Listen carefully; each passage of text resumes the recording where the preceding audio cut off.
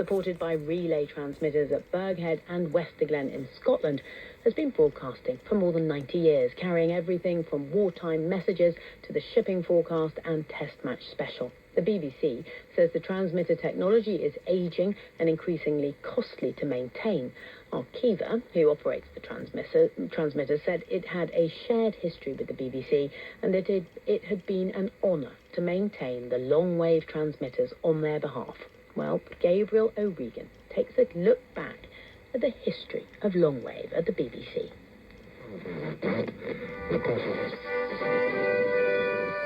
This is BBC Radio 4, serving the whole of the United Kingdom on 1500 metres, 200 kilohertz. November 1978, the moment Radio 4 arrived on longwave, and with it a new UK theme to mark the occasion. After almost 50 years on the frequency, and over a century since the BBC first broadcast on longwave, the BBC will end broadcasts of Radio 4 on longwave later this year. 1 o'clock tomorrow morning will mark the end of Radio 4's longwave service. The Daventry transmitter, which opened in July 1925, was the world's first permanent high-powered long-wave transmitting station, a single aerial on a hill, but enough to reach 94% of the population. Libby Purvis presented on Radio 4 for more than 40 years, but her love of radio started long before that. A little transistor radio was like the mobile phone is for children today, and I longed for nothing more than this extraordinary magic thing in my shorts pocket, people just talking to me out of this tiny box I'd carry around with me. By 1934, the Daventry transmitter was replaced by a far more powerful one at Droitwich in Worcestershire. This is Droitwich testing on a wavelength of 15... I'm Jim Lee. I've been a Radio 4 announcer and newsreader for nearly 30 years. I was lucky enough to visit the Droitwich transmitting site. And when you stand at the bottom of the mast, the hairs on the back of your neck stand up. And it's not because of the excitement, it's not because I was being an anorak, it was because there's so much RF energy floating around there that you can actually feel it. Ici, Londres. Les Français parlent au français.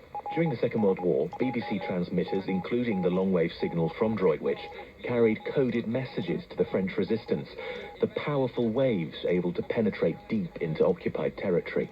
After the war, BBC Longwave carried the Light programme, then Radio 2, and finally, in 1978, Radio 4. Welcome. We're glad you found us. And welcome to our new listeners in Scotland, in Wales, in Northern Ireland. And welcome to our new friends who may be listening across the English Channel. Welcome, gentlemen sailing the high seas. The shipping forecast came with it, but not because it belonged to Radio 4, but because it belonged to longwave.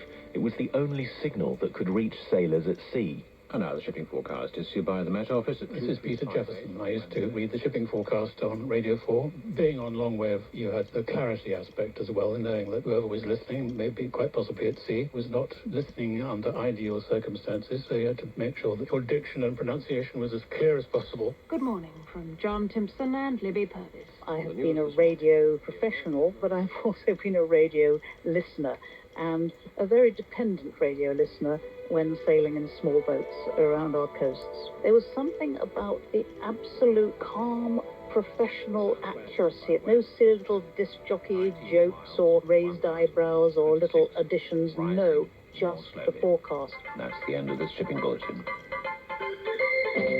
Longwave was also the home of Test Match Special. Well, it was eventually. When Test Match Special came to Radio 4 Longwave, it was feeling a bit unloved, and they weren't made particularly welcome by Radio 4. I'm Andy Rushton, and I was for a long time the announcer for Test Match Special on Radio 4 Longwave. You were well aware of the Longwave audience because they were very quick to get in touch, some of whom were very annoyed at having their days of listening to Radio 4 interrupted by cricket. The shipping forecast has actually rather stymied us, and you know that the game is going to end, or whatever it may be, during the shipping forecast. What do you do? Millions of people listening, and off they go to learn all about Rockall. But we'll miss it. We'll miss the shipping forecast. And it wasn't just cricket or weather. For decades, 198 kilohertz longwave was the daily heartbeat of institutional Britain. And here on longwave, it's time for the daily service. And the steady churn of democracy. But here on Radio 4 Longwave, it's time for Yesterday in Parliament. Gradually, though, the programmes, traditions, quirks, and relevance of a network and wavelength steeped in history have faded away. The UK theme, composed to welcome Radio 4 to longwave, was dropped in 2006. Which of course means that now we've come to a rather an historic moment. We're about to hear for the very last time live here on BBC Radio 4 the UK theme. In 2023, Test Match Special left the frequency. In 2024, the long-wave shipping forecast came to an end, and one of those forecasts would dip out of PM just before the news.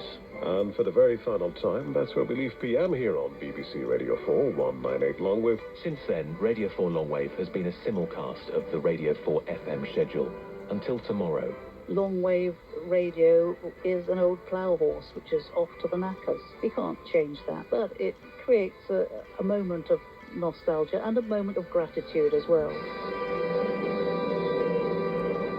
Gabriel O'Regan on the truly momentous end of Longwave. We are still here, of course, and on Monday, Evan explores how divided the UK really is.